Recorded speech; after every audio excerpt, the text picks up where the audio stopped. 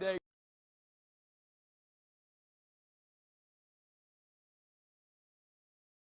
All right. You guys ready to get started? This next session is going to be absolutely awesome. We got Dr. Jack Cuozzo going to be speaking to us, and it is going to be really, really, oh boy. Dude. What do you, oh my This goodness. is awesome. What in the world are you doing, Dan? I'm going to need to get another wheelbarrow from the park and come out here and get some more stuff. Because they got all sorts of cool things here that you can learn. You bought all that stuff? Yeah, now I just need to like read it and stuff. And You've been reading some of that stuff? Well, kind of, sort of. I'm hoping maybe I can learn lots of things. I got lots of cool stuff, well, besides water, because I was thirsty. But just different fossils. We got the Caldwell tracks. We got all kinds of things. Actually, while you're up here talking, I don't want to listen to that, so I'm going to be out there like buying stuff. Cool. It's going to be pretty neat. neat. You know, actually, Dan, if you study that stuff, you probably could, travel around and speak on creation. Yeah, I don't know about that. Man, I don't think there's any way that could ever happen, because like, all the things you have to know, like, where did Cain get his wife? You gotta know the age of the earth. Was there a worldwide flood? I mean, to be a good creation ministry, you gotta know at least like 6 or 7 things. Yeah. So I don't think that'll happen. You don't think you can handle that? But I did get to get one of these cool little T-Rex brains. Cool. Huh? From John Gusty, from the fossil shop? Yeah, that funny looking guy out there with the table. Good. Got T-Rex brains. What do those cost, do you know? These were, I have no idea. He wasn't looking. I just kind of took it. But we'll have none of that going on. We got this one right here. This one's really cool. This is a special brain. It's a brain? Yeah, this is also a brain. This is a Kent Hovind brain. Oh, really? How much did you pay? I bet you paid a pretty penny for that one, I got You $29.95. can get Kent Hovind's brain for $29.95. Yeah, $29.95. But that's not all. I got this. Oh, this is a good deal too. This is Jack Cuozzo brain. That's Jack Cuozzo's brain. This is good. This one was I believe $42.50. More than Kent Hovind's brain? Right out there. What? That was more than Kent Hovind's brains? Yeah, actually it was. Wow. But you know what? The most precious one. I got it protected here. The most precious brain I have right here. I'm not gonna let anybody play with this one. This is an Eric Hovind brain. Oh, this is really cool. This one was $5,000. Woo! Yeah! So, $5,000. So I'm gonna keep why is that right mine there. so expensive? Oh, what? Well, they said it's never been used. And so I'm gonna go shopping and stuff. All right, so without any further ado, Dr. Jack Cuozzo is an expert on, if you were here, you already know he's definitely an expert. He's an expert on the Neanderthals and the cavemen and things like that. He is going to do a fabulous job presenting to us some incredible facts about them. Again, to arm us with the truth. We need to be armed with the truth, not just so that we can have it, but so that we can spread it, so that we can share it, okay? So let's give Dr. Cuozzo a hand as he comes up here to share with us some incredible stuff. Thank you, Doc. Am I on? You're on. Thank You're you. good. Where'd that guy go with my brain anyway? I got to show it to my wife. Speaking of my wife, I never had her stand up for it in this conference. So would you please stand up, Diane? Without her, none of this fossil evidence could have ever been found or done. She carried the bags. She loaded packed up for 5 kids we had, and we took them everywhere we went. All through Europe and the Middle East, and it was just major expeditions whenever we went places, and spent a month or so looking for evidence, and she was the one who put it all together, and I just kind of went along and found this and found that and took x-rays, and that was that. But I want to talk to you this afternoon about ancient man and some of the discoveries that I have found. Can we lower those lights a little bit, because you're not going to see, I've got some x-rays up there, you're not going to see the x-rays at all. But the questions about ancient man. First of all, who was he, or who were they? Now, Jesus gave us the best definition that you can ever imagine. I never knew this, of course, in college, and I'll tell you a little bit more about this tomorrow, and I'll give my bit of my testimony at the service. Jesus said, "Have you not read that he who made them from the beginning made them male and female? For this reason, a man shall leave his father and mother, be joined to his wife, and the two shall become one flesh." And that was our Lord's definition of who the original people were. They were a man and woman. Were they real humans like us is the question. In other words, we have to know whether they were really human like us. Now, Adam and Eve sounded like they're real humans, but were they like us? Now, misinformation abounded in 1979, so my family and I embarked on a journey that would take us thousands of miles and 25 years to study ancient man. Now, here outside of Les Isles, France, is what they want you to think, and this is on a cliff in the Dordogne Valley. And Les Isles is the prehistoric capital of France, and as I mentioned earlier this morning, it's a real big business. The prehistory business is quite a popular business, quite a lucrative business in southern France. This is a statue of a Cro-Magnon. It's like filet mignon, but it's a Cro-Magnon in our language, Cro-Magnon in theirs. And he's hunched over and stooped over and very ape-like. And this was the portrayal that they would like you to have, at least in 79, and he might still be there now. I don't know. I don't think they've taken him down. It was a pretty big statue. But is this a true representation of ancient man? And the answer to that is no. And we have to overcome all these misrepresentations like this before we can know the truth. Because ancient man lived hundreds of years ago, so he or she couldn't have been exactly like us. And ancient man lived thousands of years ago. And as we know, Adam lived into his 900s, Noah lived 950, Shem lived 600. They couldn't have been exactly like us. You've talked to cardiologists, you talk to my friends in the hospital, I'm on a staff of a hospital, you talk to any of my physician friends, and they'll tell you there's no heart that can go 600 years. I can tell you teeth won't go 600 years. And we know that for a fact, that the type of mechanisms that we have going in our body today are good. They're fearfully and wonderfully made, but they're fallen. We're all decaying. And so we had ancient teeth that were of better quality. We had ancient bones, better quality. Obviously, ancient hearts are better quality. And these ancient people were ancient quality. But how can we know anything about them? Now, the first thing we have to say is we take our Bible as a guidebook, and then we look at the fossil and artifact record in light of the Bible. Now, you're hearing this from a scientist, a person who's looked at the fossils and held them in his hand, held the fossils in his hand, the original fossils, the original bones. And I'm saying the Bible must be taken as a literal book of scientific nature, where it touches on science. And, of course, it isn't a science book, but where it touches on science, as Dr. Francis Schaeffer would say, where it touches on science, it touches on truth. And then we look at the fossil artifact record through the lens of the Bible. Now, how do we do that?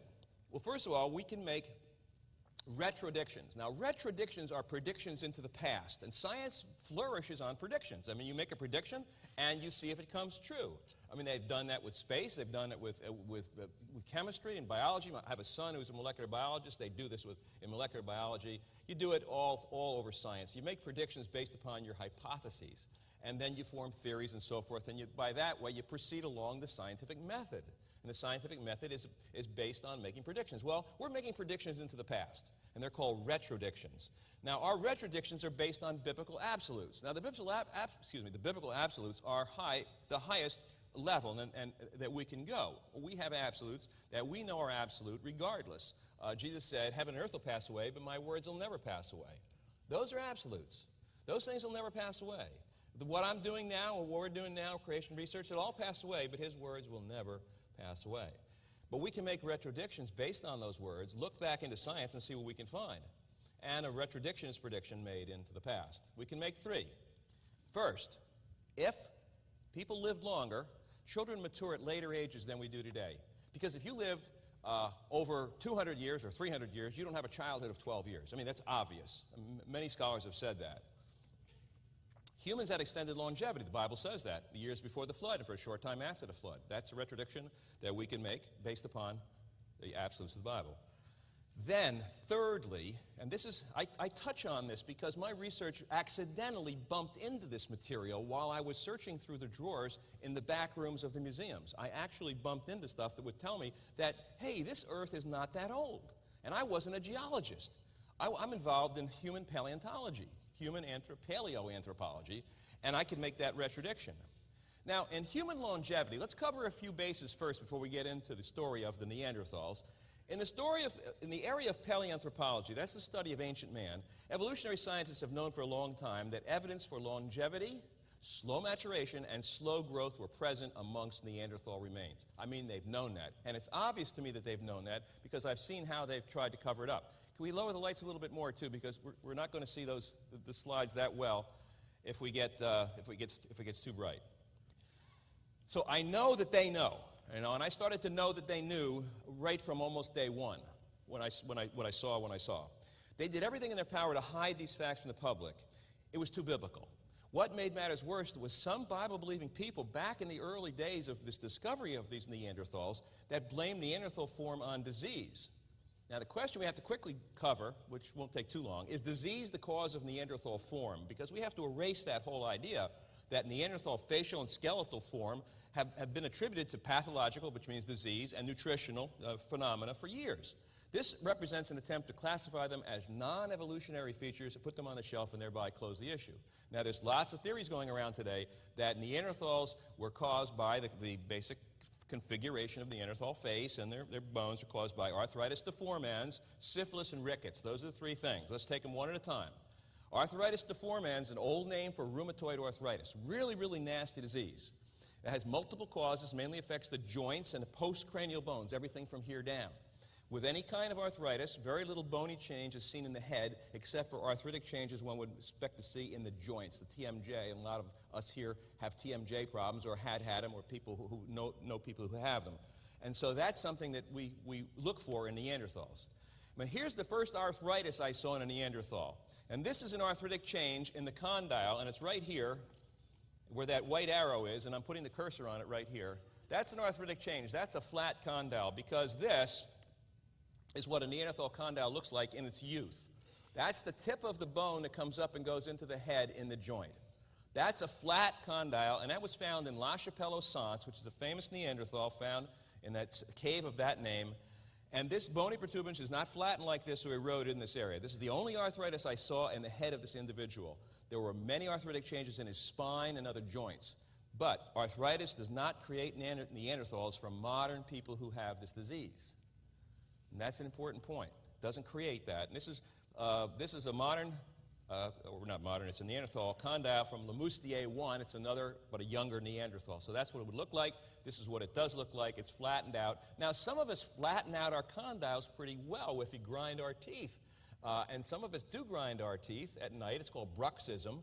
And you can grind, and you can hear it if your children grind their teeth. And that also flattens out the condyle. But these Neanderthals flattened them out pretty well because they had these arthritic changes which took place in old age. Let's take rickets. The rickets problem is a problem with the calcification of the bone. It's a childhood disease, usually, manifest in the bones and caused by vitamin D deficiency, lack of sunlight, UV light, malabsorption from the bowel, renal, because kidney excretion problems, all could be contributing factors. In adults, this condition is called osteomalacia, soft bones, and occurs after the bones have formed. Proper calcification of the bones is inhibited. There is generalized demineralization of the skeleton. Now, that's not osteoporosis that many women suffer from. Osteoporosis is a disease where you have huge holes in your hip. I've seen x-rays of them in the hospital, and a hip looks like a piece of Swiss cheese that you just pick up in the supermarket. It's just an awful-looking thing, and I would recommend for women to take calcium starting at a young age, and even older women, it still can do you some good. It's not osteoporosis. Now, childhood rickets displays the following skull pathology. You would see these things if you had childhood rickets in Neanderthals. And this has been attributed right up to this present day. There are books and articles out there that say Neanderthal had rickets, and that's the reason he looked like he did. First of all, number one, you have the presence of areas of thinning and softening of the skull. It's called craniotabes. Then you have a box-like skull. We're going to cover each one of these individually. Then you have base of the skull flattening. Then you have a high arched palate, roof of the mouth. And then you have delayed eruption of teeth and extensive decay. And then you have craniosynostosis, which is premature closure of the skull. So those things you would find, if I was going to see rickets in the museum and I was holding cranium skulls in my hand, I would see these particular pathologic factors. Now, here's an article I wrote on something completely different. I wrote this for a German museum book. This is a secular museum book. And hopefully it will be coming out in a month or two, and it's with all the major Neanderthal writers in the world. Now, I don't know why they included me in this book, but they did it because I was one of the ones who studied their skull with a special x-ray machine, so I guess they had to do it, and they're going to try and probably disprove my understanding and my basic diagnosis of this skull. The calcification argument, though, has a good answer in this skull, because this is an x-ray right up here. This is an x-ray of a fragment of the head that I took with a dental x-ray, a big wide dental x-ray with the x-ray machine right on top of the bone, and this is the bone down below. This is the bone down below right there. So you have the bone and you have the x-ray. And the calcification argument basically is, this is part of the Neanderthal skull, Lemoustier, with the x-ray, taken in Berlin, Germany. In an article written for this German museum, I had to prove there was no compression of this skull. This is a close-up x-ray taken with a 2 1/4 by 3-inch dental x-ray directly under the cranial fragment, touching the undersurface. So you couldn't get any more one-to-one than that. I mean, it's a one-to-one image. The x-ray tube was only a few inches above the bone. Although the bones are fragmented and cracked from a bomb explosion that hit the museum in World War II, the bone texture is solid and the calcification is good, and there's no rickets disease present. The sutures, the diploic channels, which are little channels in the bone, and the sinuses are present. I saw absolutely no rickets in this Neanderthal skull. Here are 3 skulls, one from Israel, Amud number 1, which was found near Mount Carmel. This is Lemoustier, France. This is the one I just showed you with a little piece, but this is now a larger piece of it. And this is La Ferrassie from France. Now, these the box-like head argument says that these are shaped like a box. And as you can see right here, these are the most unbox-like cranium. There's no box-like heads and absolutely no rickets in these whatsoever. So the argument for rickets falls apart in two areas already. Calcification, we don't see any soft calcification, and no box-like heads. Now, we're looking at one of my patients here on the upper left-hand side, and that's a high roof of the mouth. Now, I worked on cleft palate patients for about 12 or 15 years at St. Barnabas Hospital in New Jersey, the Regional Cleft Palate Center, so I know high arched roofed cleft palates, and I know high arched roofed mouths, and Neanderthals don't have it. And here's a Neanderthal called Pech de la Haze from France, got a flat palate all the way across, and that's just a break in the bone. And here's Gibraltar 2 from the island of Gibraltar, that's a Neanderthal child too, and that's half of the palate, and that's flat too. So we don't have high arched palates like my patient had here on the left. If everybody can see that. I don't know if anybody can see. Can you turn the lights down a little bit so we can see that high arched palate? If you can put your finger way up in there, way up in this point up in here, can you turn it down a little bit more so they can see that? That is right here, right in the center, right up there. And these kids cannot speak properly because they have a nasal quality to their voice, and they can't breathe through their nose very well because the nasal chamber is just the upper part of the mouth. It's right up over the roof of the mouth. And so you just don't see that in Neanderthals. Narrow high arch palate compared to 2 Neanderthal flat palates. No rickets. There. No rickets. Okay, now let's go to the premature closure of sutures in the head argument. Now, far from that, the Neanderthals had sutures that closed more slowly. And here, this is the frontal bone of a Neanderthal little child, and that suture is right down the middle of the head, and that's closing very, very slowly. And here's one, it's called a partially open symphysis in the lower jaw, and that's closing very, very slowly also. So rather than having what we call craniosynostosis, we have a slowly closing bony connection in the head and lower jaw instead of premature closure. The total opposite of rickets. No rickets. Now, here are some loose teeth that I found in the drawer of the Angus skull at University of Liège in Belgium. And these teeth showed, in the tooth decay argument, remember I said if you have rickets, you have a lot of tooth decay. No extensive decay. As a matter of fact, no decay in these children whatsoever. And down below here, you'll see the Gibraltar 2 X-ray right here. This is a Gibraltar skull found as a child, found on the island of Gibraltar, Neanderthal, famous Neanderthal. No decay there, and no decay in these guys either. And I had these, and I put them together on a piece of tape and put them on a piece of cloth and took a picture in. That's what we call normal occlusion right there, the teeth going together. So no decay, so no rickets there either. And all the primary molars, if I can just take a moment to tell you something about primary molars, these primary molars up here, these are the baby teeth, and these are baby teeth up here. These baby teeth are taurodont teeth. Now, we don't see those anymore in our children.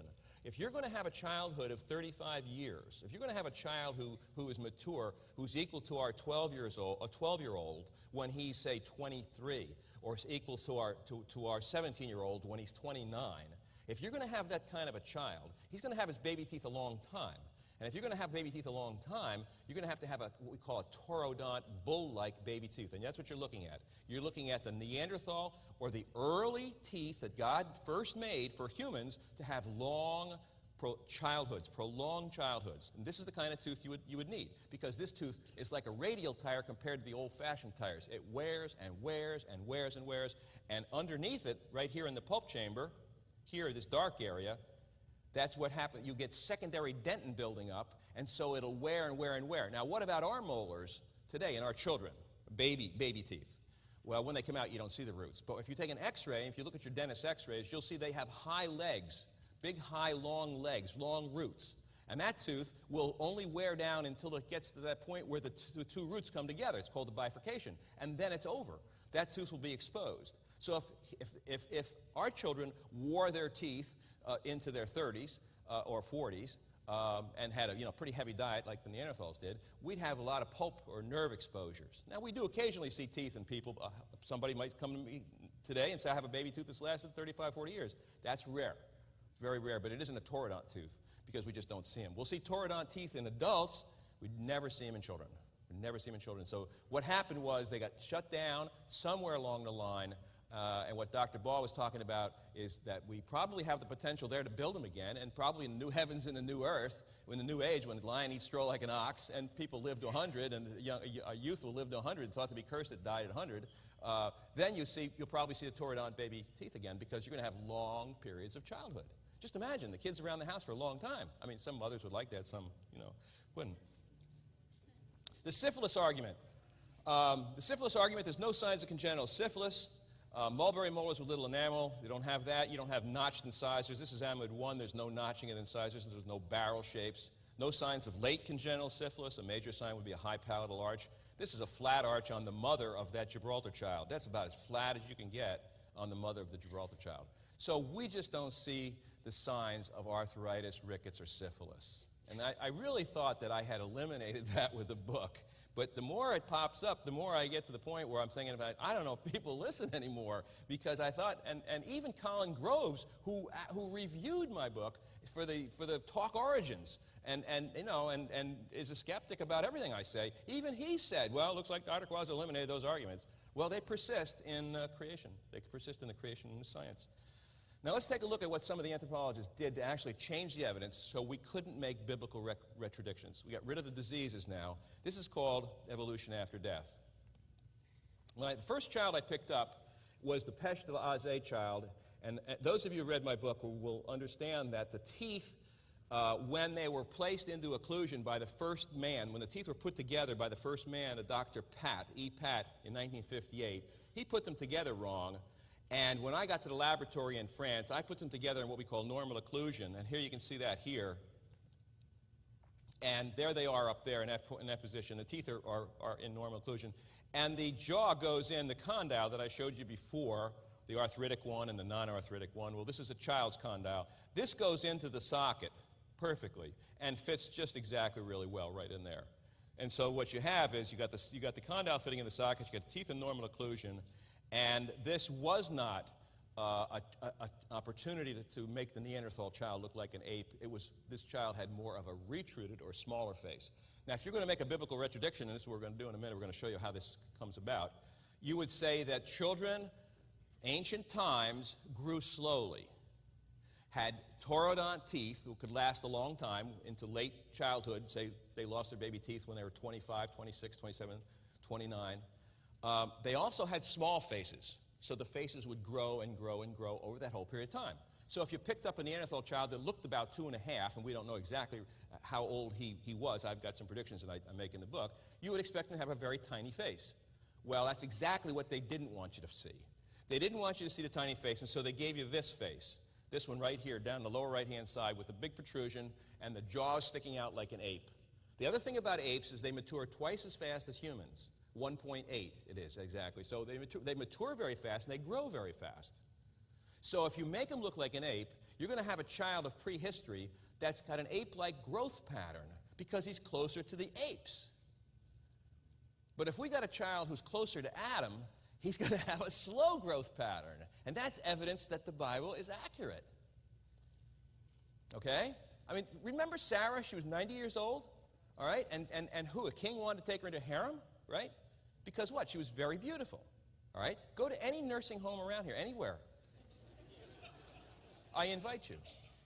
and see. And in all due respect for 90-year-olds, I just don't know one that a king would want to take into a harem at 90. What does that mean? That means that Sarah looked a lot less than 90. And that's what I'm telling you. These kids looked a lot less than what they really were. So what we're saying is we had a slow-growing child, and they have small faces, and that's the whole point. So the teeth were in maximum contact, and I was scared to death when I took this. I'll tell you, because my son John said, Dad, we're going to change everything. I said, we're going to change everything, and we better run. And we had to run. Those of you who read the book, you find out that they tried to steal our x-rays back. They tried to get back, because I gave them a set, and that was part of the deal. Give them a set of x-rays so they can have what I did. And I handed in my set, and Dr. Copans had gone on vacation, so he was gone. But I gave it to the secretary, so she didn't know much about it. But I guess when he came back or somebody else saw them, oh boy, everything broke loose. And we got followed and chased and so forth. And those of you who read the book, you know what happened. We barely got out. We got out of the country. I got these x-rays out of the country inside of comic books, inside a French comic books. Now, here's Lemoustier, supposedly 16 and a half years old. His jaw was 30 millimeters out of the socket when I saw him in the slide that they sold at the museum. 30 millimeters out of the socket, right here. So this jaw was 30 millimeters out of the socket. The upper jaw was 30 millimeters forward, and that made it look about as ape-like as you can possibly imagine. And that's what they wanted. They wanted to portray an ape. And so in any dental office, this would be a dislocated jaw. Now, I was a dentist in the Navy on the Enterprise, on the aircraft carrier Enterprise. We had a lot of guys come on with broken jaws and from fights. But I never saw anybody come on the ship or into my dental clinic on the ship with a jaw out 30 millimeters out of the socket. That's extremely painful. That's the x-ray composite. This is what Lemoustier really should look like if you could see this. Perhaps you can see it over on this side. That's the composite by me taking all the x-rays of all the pieces and putting them together on paper. Putting them together on paper. And that's what my German article is about. And that's what the German article is trying to show, because that's a baseline. That's a Neanderthal baseline of a teenager who's probably 29. Now, that doesn't make any lot of sense, I know, but that's the way it was. He was probably 29 or 30. University of Liège, the skull that grew after death. Now, here's the real problem. SPI1, that looks like spy, is an adult Neanderthal from Belgium. Its cranial length is 216. I don't have a picture of it, but just take my word for it. It's 216 millimeters. Angus 2, which I do have a picture, and I'll show you, is a 4.5-year-old child, supposedly, from Belgium. Its real cranial length is 164. This is 76% of SPI1, when it should be at least 86%. Now, remember what I said, that these skulls are small?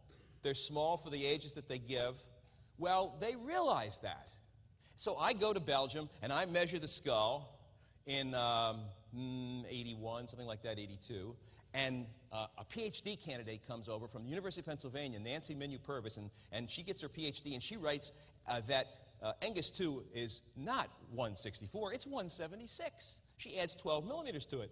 And it became 81% now of the adult, and that's an acceptable range. So now we can't deal with this little small skull because that's too biblical. That means in order to get to be a big skull, it's going to have the world's fastest growth rate, faster than apes, or a long time. And that's the problem, a long time. And everything that they see that requires a long period of time, they change. I absolutely guarantee you that, because that would demolish the fossil record of coming from apes. Because don't forget now, apes are twice as fast as us, so we came from chimpanzees, so we start very fast developing, very fast, slower to us. Okay? That's their side of the story. Our side of the story is we're slow developing. We live 900 years. Our kids get their baby teeth, and they keep them until their 30s and maybe 40s and 50s, maybe back early when people were living 900 years. When they were living 300 years, they kept them until they're 29, 30. And then gradually, the teeth were lost earlier and earlier and earlier and earlier and earlier and earlier until today in my office. Today, I see girls at 10 and a half having their first menstrual period, and at 9 going through pubertal changes, and parents are complaining that girls are getting old too quick, and boys' voices are changing early, and you can see it happening in front of your eyes. I can see it happening in front of my eyes. I can see kids developing quicker and quicker and quicker, and everybody's wondering what's going on, and that's exactly what's going on. But here's a time and place in history when we can document that. So they didn't like that. They didn't like it at all. And so what they did was, Nancy did, there's a ruler laying right on the bottom surface of this skull. If I can get this cursor up here properly, here it is. There's a ruler. Now from here to here is 164 exactly, 79.5 millimeters. From here to here, the two whites on this side is 164. She made it go out to the black line, right there, 176, clear outside the skull. I mean, clearly way outside the skull. So what we're talking about is, if you can see it, you can't see it on either one, and that's the problem. Could you lower those lights so you can really see these lines? Because this is really important. The black line is outside the skull on both of these. Can you lower them really down? Can you get the big bright ones? Is that possible? No, it's impossible? All right, well, take my word for it.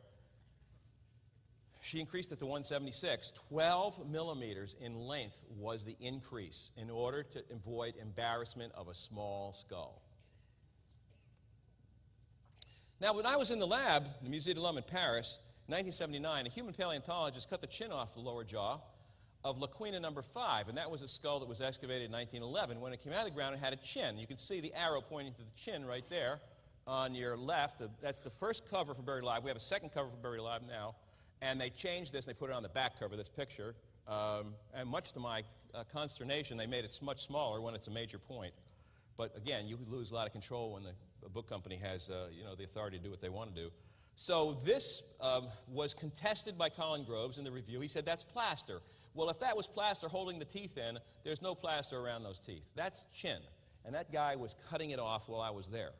And the reason he cut the chin off was because apes don't have chins. And he wanted to make it look more ape-like. Now, that's not fair. And I've been to a lot of churches, a lot of audiences, and I've told it to a lot of people, and very few people believe me. I'll be honest with you. Well, if somebody raised their hand and said, if I did that in my business, I'd lose my job. I said, well, exactly. But they don't. They don't lose their job. They get points for doing this. And in 1979, this is what it looked like. As a matter of fact, he brought it over to me, and it was hot dental compound. He had taken all the teeth off. And you never do that. You never take all the teeth. You take all the teeth off and you cut down the bone on the lower jaw. You cut all the bone out and you put hot dental compound. Now, my dad was a dentist, and I worked in his office when I was 12 years old. And I worked with hot dental compound, and I made little funny animals, and I did everything with it. And I know hot dental compound. So when he brought it over to me, I knew exactly what it was.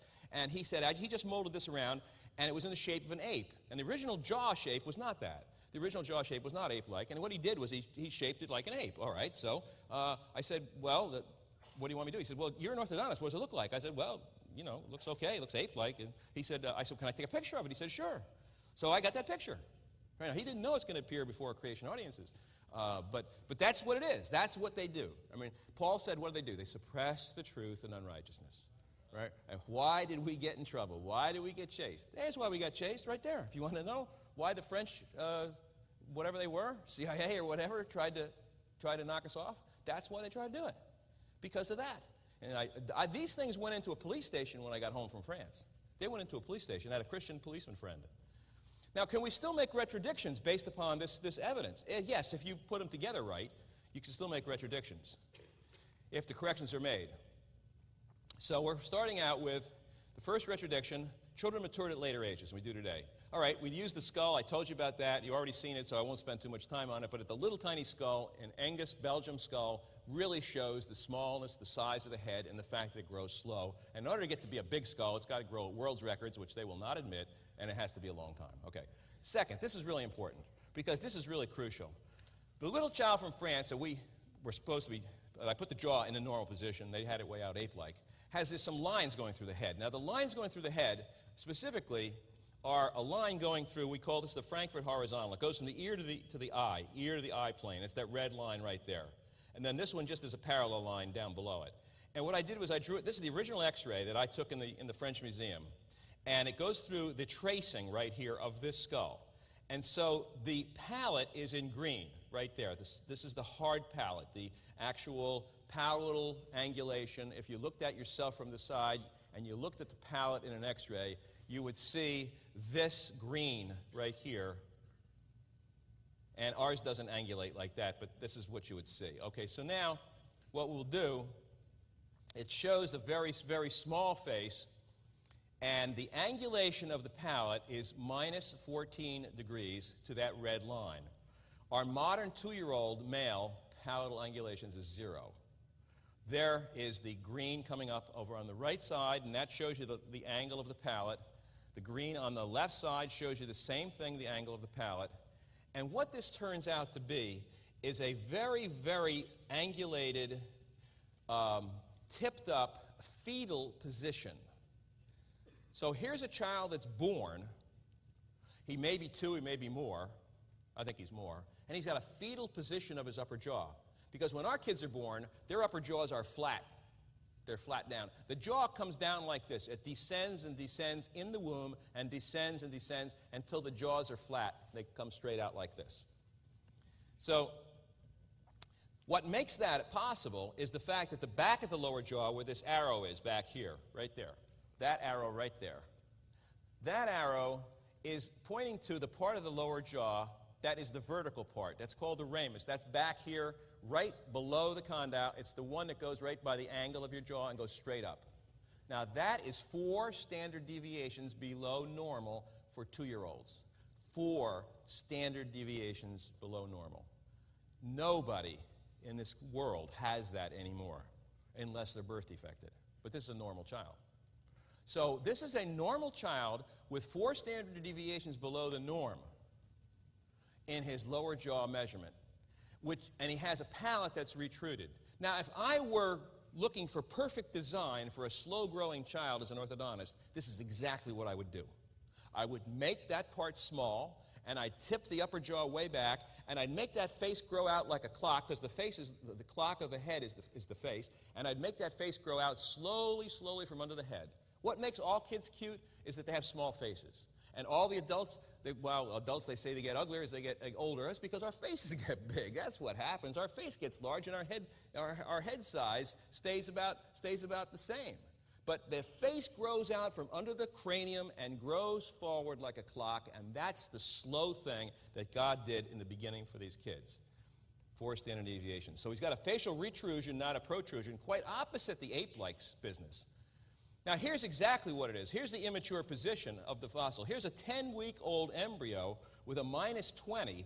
Here's a modern 1-year-old with a 0-degree angulation. The green is the Frankfurt horizontal. The palatal plane is red. And here in the -10-week-old, or rather the 10-week-old fetus, right, it's -20. We know our little Pech de Oz is in the -14 range, 13, 14, 15. And we're 0 when we're 1 year old. So something is different about these kids. They're very immature. They're very slow growing. Very slow growing. And that's the last thing that they wanted us to find out. Pech de Oz, the -14-degree palate, in its maturity is equal to somewhere between a modern 1-year-old and a 10 to 12-year-old week-old fetus. Fetus. I mean, it seems strange, but that's the way the ancient people grew. -20. Okay, little Neanderthal child has a more retruded face, and this is based on national studies done from Bolton from the Cleveland study. This little child has a face that's further back than a 1-year-old. Okay, so how far back is his face? That this is a 3-year-old, this is a 2, this is a 1. This is the little Neanderthal child way back there. So, here we have, and look at his jaw is way back here. This is perfect. So we would make a retrodiction saying he'd have a small face, a small jaw, a slow-growing jaw. He'd have a tipped palate. He'd have all these things that denote a slow developing child, and he does. He does. Therefore, the Neanderthal child was fetal-like in his facial development, except that he had teeth.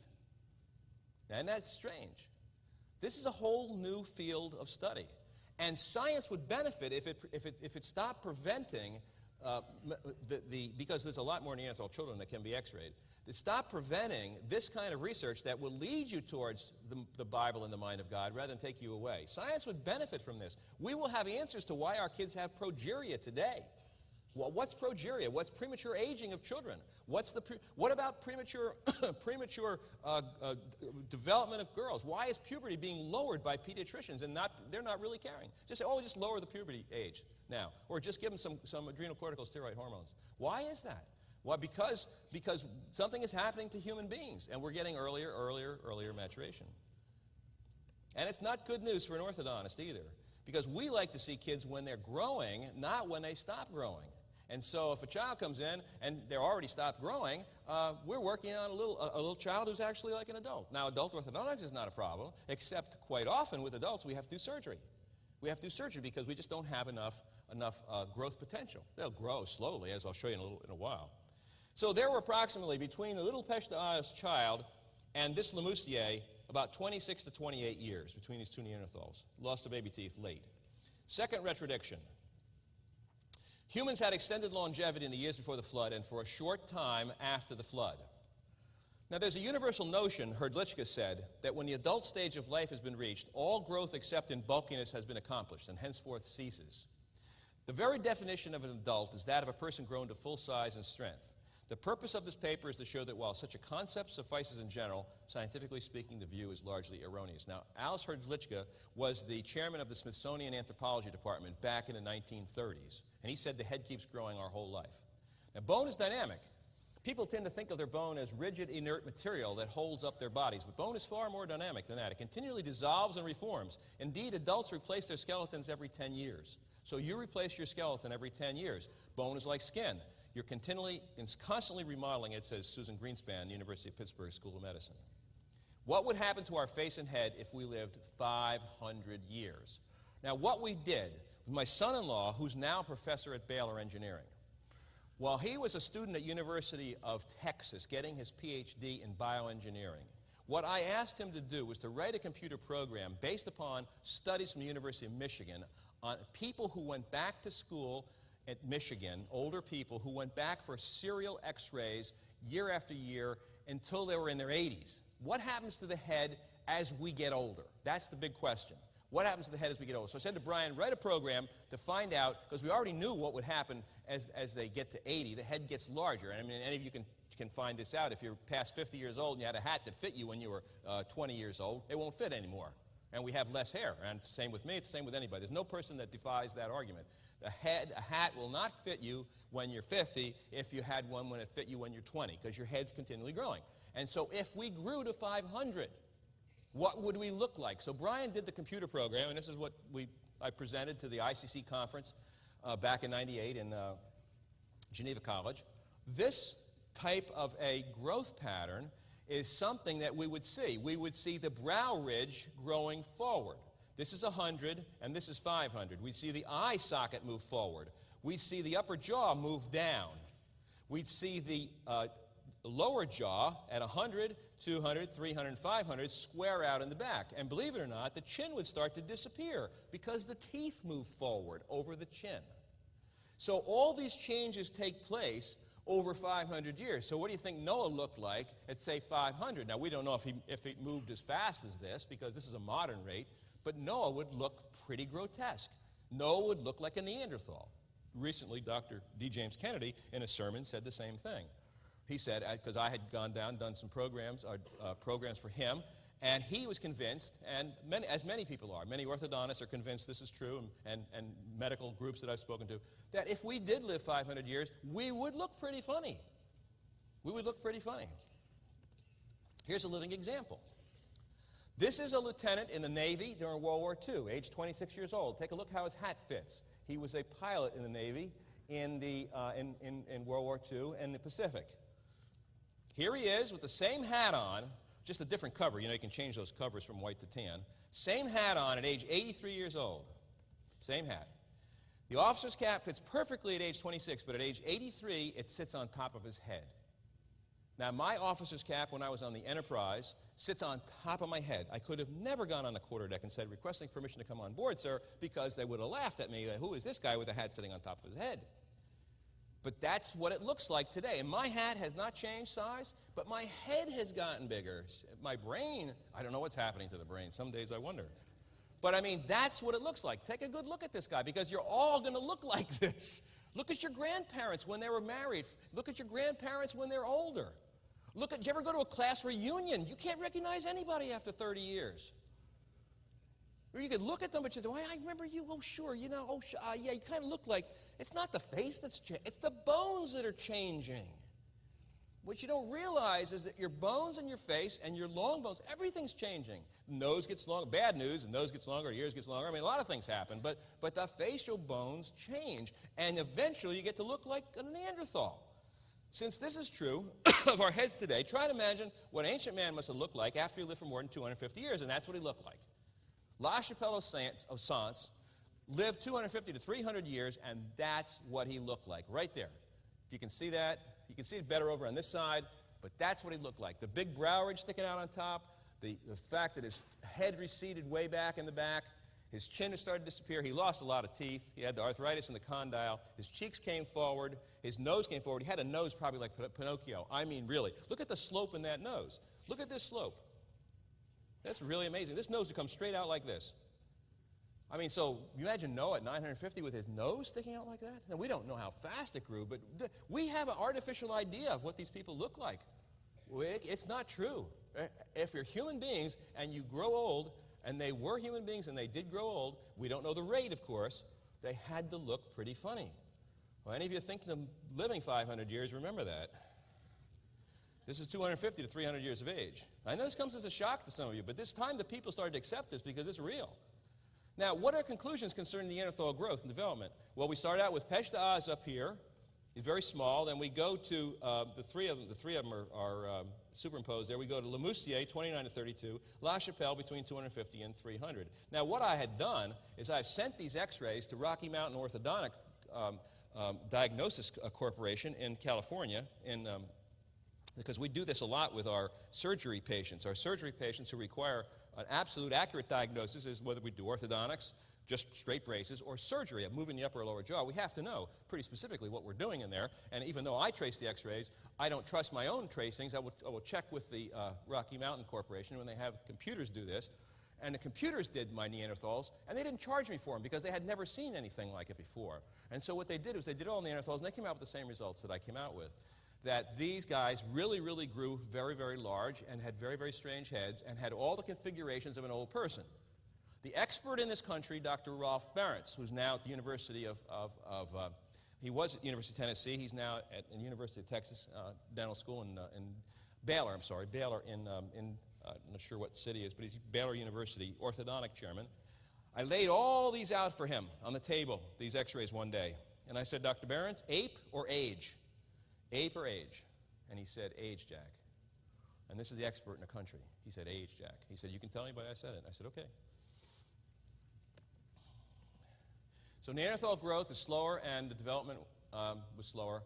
And they call them Neanderthals only because the first one was found in the Neander Valley in Germany in 1856, named after the hymn writer Joachim Neander. But this is what an old person would look like from the ancient days. Third retrodiction, and this I'll have to do pretty quickly, is the entire history of mankind is a much shorter period of time than believed by evolutionists. And I came on this material kind of accidentally, not the first one, of course. This is Robert Boyle, the father of chemistry. This is what he said.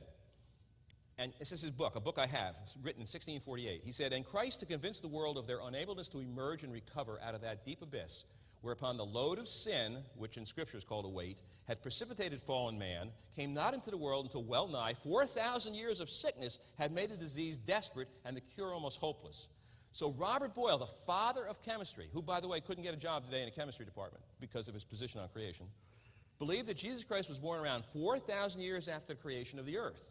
And since there were 1,648 years from the time Jesus was born to when Boyle wrote this, he would be qualified as a young earth creationist, Robert Boyle. Neanderthal population statistics. There just aren't enough Neanderthals to cover the 400,000 years, 200 to 400,000 years. More than 10,000 generations of Neanderthals should have lived. The total individuals that we have are 500 to 600 and only 12 complete skeletons. And I'll tell you how they count. If they find 2 teeth, that could be 2 people, even though it could be from 2 sides of the same jaw. And that's not fair. They're not supposed to do that. But I've been through, and if you look in my book, I went through a number of fossils from different discoveries, and it was able to condense it down to only a few people when they had 21 or 30 people, 25 or 8, 9, 10 people. It had teeth in there. You couldn't tell if they were from one side of the arch or they probably from the same person on both sides of the arch. When you find 2 jaws, you know that's 2 people, or two heads, but not when you find teeth, and not when you find finger bones and things like that. There's only 12 complete skeletons. That is not a lot. Could be up to 700 by today. It's still not a lot.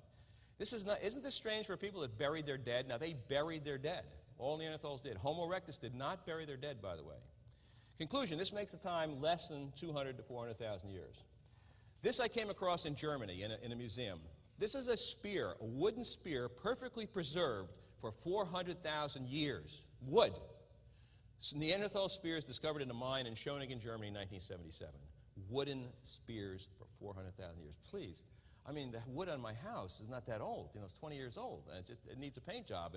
And the paint in the caves is supposed to be 20,000, 15, 20,000 years old. It's not even peeling in some of these French caves. I'd like to get paint like they had. So they had some technology. I'd like to have paint from those caves on my house. And wood like this spear, if it's 400, it can't be 400,000. But what I'm saying is everything is exaggerated. Exaggerated. Now here's some of to go along with some of Dennis's material. This is the picture that you'll see on Buried Alive. You'll see it on my website. You'll see it on Genesis Park. You'll see it on a number of websites have this. This is the dinosaur and the mammoth carving that we saw in the cave in France of the dinosaur on the left side and the mammoth on the right side when they're never supposed to have existed together. These two creatures came together in a battle one time, and whoever drew this, the confrontation, I call it, was in the cave called Bernafal, and it was a closed cave, because all caves are open, and when you find a cave that's closed, you know something's in there they don't want you to see, and so we went in, and the door was split open, and we didn't split it, somebody had split it open before us. There were some people in the cave with a little dog, and my whole family went in, and we went in this dark and drippy and muddy cave, and they could have been using it as part of their prehistoric amusement park, so to speak. I mean, it could have been used as a tourist attraction. One other quick thing we'll talk about is red ochre burials, and I do want to say that red ochre is a powder that they've put on people, and our morticians still use rouge on people who are dead to make them look more alive.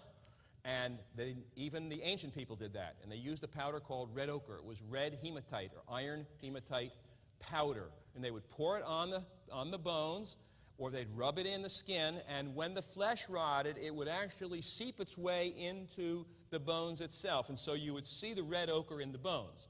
And so they have found this from Mesopotamian culture from around 5,000 to 3,000 years ago through Jericho. Now, these dates, of course, are surely way off. They found it there. They found it in Grimaldi. They found it in Dolní Věstonice in Czechoslovakia. I saw it in Peshta Oz, and I saw it in Swanscombe. Now, that's almost 400,000 years of one burial culture, and we know that's impossible. That's impossible. Let me show you. And the reason I say this is a real trick is another trick. It's like the white eyes of the ape that I showed you this morning.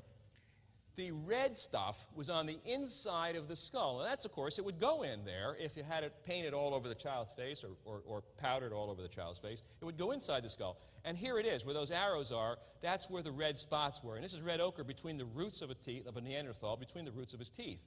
And that's red ochre. It's in La Faracie. It's been washed off the outside. I mean scrubbed. You don't see it on the outside of Neanderthal skulls. So the pictures you see in National Geographic and Time and all the books that are published, you won't see red ochre. And there's a very good reason, because they scrubbed it off.